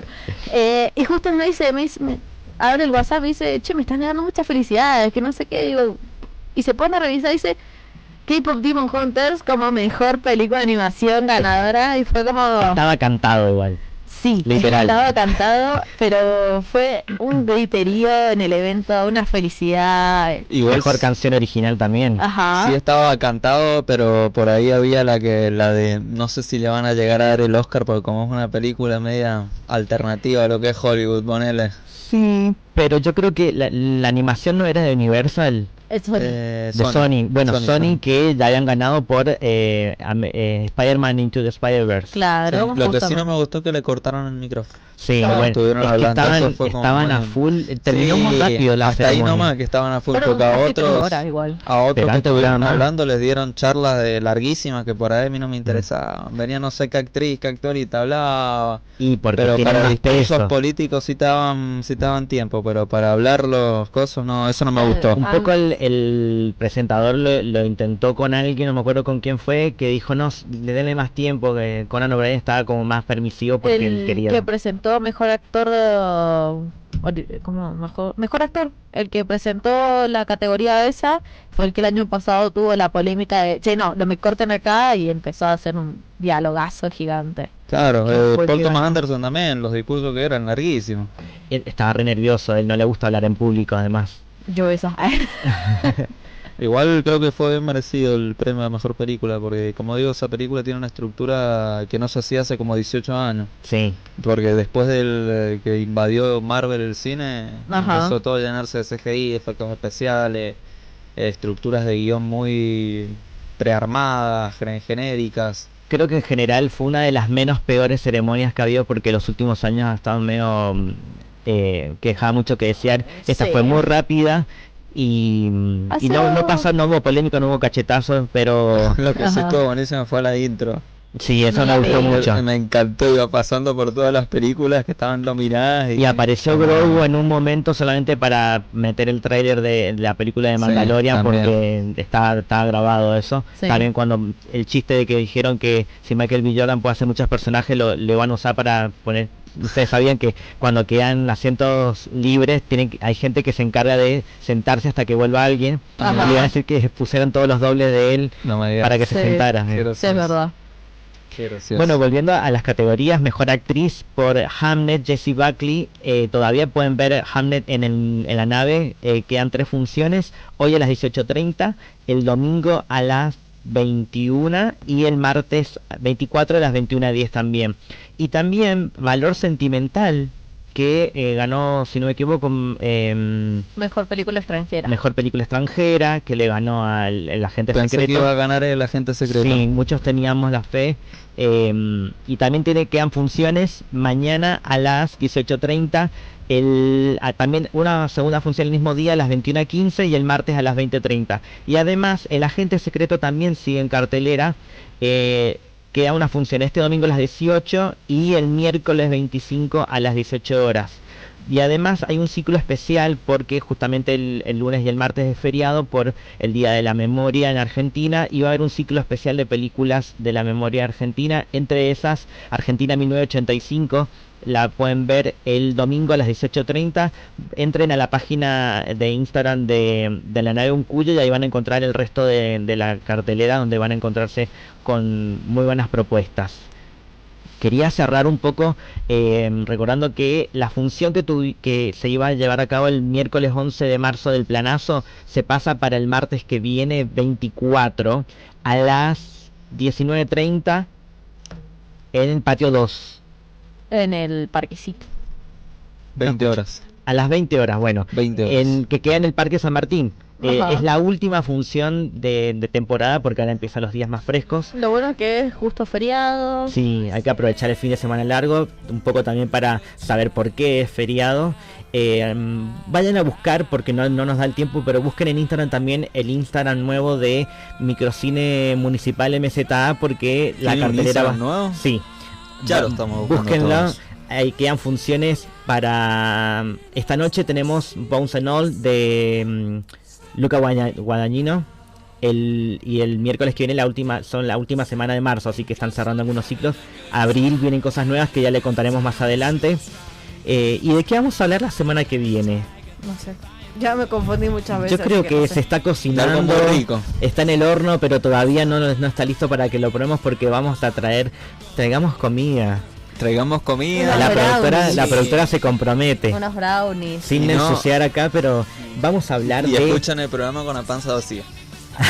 Así nos acompañan. Les generamos hambre porque vamos a hablar de películas relacionadas con la cocina, con la comida, con cocineros, con cocineras, con el arte culinario en el cine y un poco en las series también. Una categoría, igual te digo, bastante peculiar, porque decir películas de cocina es como medio raro, pero créanos que tenemos películas muy buenas para... Hay muchas. Vamos a tener muchos ejemplos y por supuesto vamos a tener un versus, pero eso recién la semana que viene, porque el programa de hoy ha terminado.